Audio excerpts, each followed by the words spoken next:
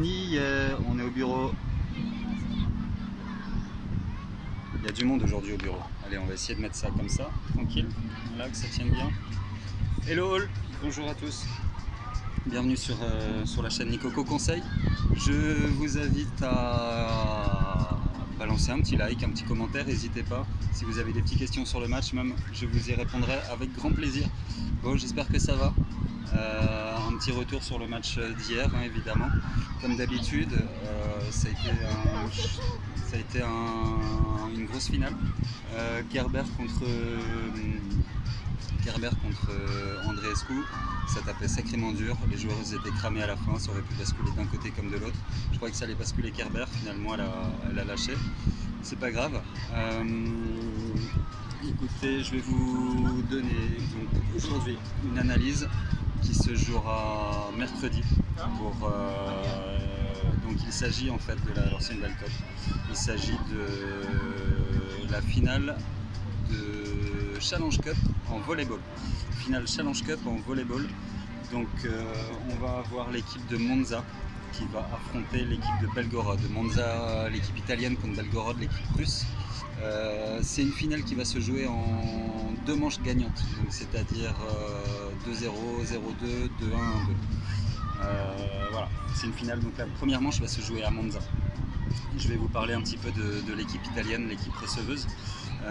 Écoutez, c'est assez simple. Monza, c'est une équipe intermédiaire du championnat italien. En gros, je vais vous expliquer un petit peu le championnat italien, comment il est scindé. Il est scindé en 3 ogres et un ogre intermédiaire. Perugia, Lube, Macerata, Trentino et Modène qui a un petit peu plus de mal cette année depuis le départ de Ngapet pour Kazan. Il y a des équipes de bas de classement, Valencia, Sienne, Castellana, une autre équipe qui sont vraiment très décrochées et pour qui c'est très compliqué. Puis il y a le ventre mou, où on trouve généralement les mêmes équipes et Monza en fait partie.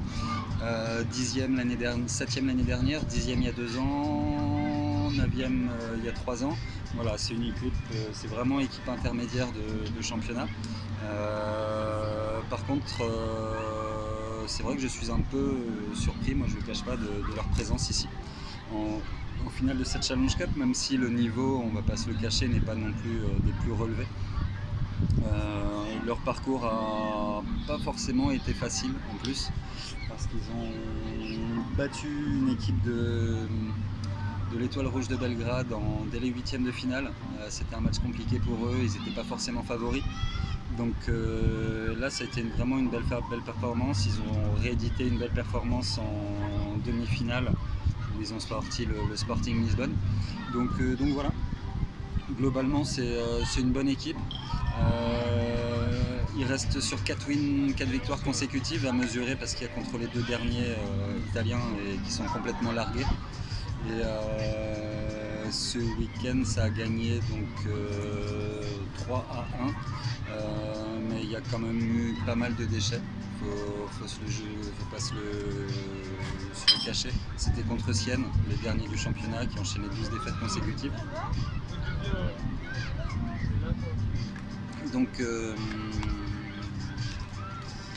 Donc voilà, comment ça s'est passé leur match de ce week-end. Zavranka et Poltinski ont été relativement faibles, ils ont commis pas mal d'erreurs sur leur phase offensive et ils se sont trouvés pas mal confrontés. Non, pas du tout, je fais une petite vidéo. Hein, non, il n'y a pas de souci, t'inquiète. Et en fait, ils se sont confrontés pas mal également au bloc adverse. Par contre, c'est vrai que la doublette Gafour-Ordoun, quand elle est rentrée, a été très efficace. Gafour 17 points, 15 points. Ordoun qui a eu énormément de blocs. Et on a surtout Rizzo, le MVP de l'année, de leur côté, qui a été omniprésent en défense. Donc voilà, c'est quand même une équipe assez solide. Ils ont l'avantage de jouer à domicile ici, ça peut être intéressant, même si leur salle c'est pas la folie. Ils vont jouer contre Belgorod. Donc Belgorod, c'est un petit peu l'ogre argentin, l'ogre russe de la compétition. C'est le triple champion de la Ligue des Champions en 2003, 2013, 2014. Depuis le début de la compétition, on peut considérer que ce sont les favoris. Donc ils se trouvent de manière très logique ici. Ils n'ont pas été emmerdés du tout dans leur parcours. On peut considérer une victoire, une défaite à Poitiers au dernier match, mais ils avaient gagné 3-0 l'aller, ils gagnaient 2-7-0, ils ont fait tourner. Donc c'était l'équipe B qui a fini le match et ils ont perdu 3-0. Donc ça a fait un score final de 3-2 pour Poitiers. Donc il faut savoir, je vais vous situer un petit peu le championnat russe parce que je vous ai situé Monza dans le championnat italien. Il faut savoir que le championnat russe, c'est le championnat, pour moi c'est le championnat le plus relevé c'est le championnat le plus relevé d'Europe. Clairement, ils ont 6-7 équipes qui peuvent prétendre au haut de tableau. Je pense évidemment au Zénith Kazan, hein, qui est l'intouchable, à Kemerovo, au Zénith Saint-Pétersbourg, Urengoy. On peut coter aussi Moscou qui est un petit peu à la ramasse cette année. Donc ça fait beaucoup d'équipes qui peuvent prétendre, même si c'est vrai qu'on a quand même de manière générale Kazan qui domine même l'Europe. Donc voilà, et cette équipe de Belgorod l'année dernière a fini 2e de championnat. Cette année ils sont 3e, c'est une équipe en plus qui se déplace bien. Ils sont 3e sur la saison sur les matchs à l'extérieur, 8 victoires sur 13 matchs. Volodin Kuznetsov, c'est leurs 2 meilleurs pointeurs. Ils sont à 18 points chacun par match. Sotnikov aussi qui est excellent. Le bloqueur Kostnienko et Zach Vaten qui tourne à 12 blocs en moyenne par match, qui est assez important. Donc voilà, en toute façon, quoi qu'il arrive, cette équipe de Belgorod est composée d'internationaux, de très bons joueurs. L'équipe n'a pas énormément tourné, c'est très rodé. Je pense que là ils ont une équipe clairement à leur portée, grosso modo sur ce match là. Moi en conclusion, pour terminer, je vais historiquement Monza a quand même un déficit d'expérience des matchs de haut niveau. On peut constater que sur le championnat, dès qu'ils rencontrent un des 5-6 premiers, ils ont toujours perdu, dont à domicile. Donc bon, il faut savoir qu'ils vont avoir, c'est vrai évidemment, ils vont avoir l'avantage de jouer à domicile, ça pèse un petit peu.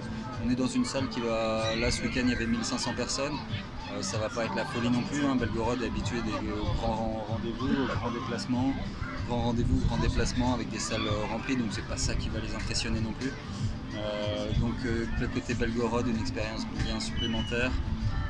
Des internationaux, donc voilà, moi je pense que Belgorod ici a vraiment l'occasion de prendre une option déjà sur la victoire finale en venant s'imposer et tapant un gros coup à Monza. C'est clairement dans les capacités, dans leur corde, la cote est à 1,85. Je vais miser donc 4% sur cette finale de la Challenge Cup en volley, le match Monza-Belgorod, une mise à 4% sur Belgorod. Et qui cote 1,85. Voilà les petits loups, n'hésitez pas, mettez si vous voulez vous abonner à la chaîne, un petit clic sur le Nicoco Conseil, vous arrivez sur la page principale de la chaîne, abonnez-vous, la petite cloche, et voilà, big up, peace, merci les loulous, je vous souhaite une très bonne fin de journée, moi je vais profiter, à bientôt.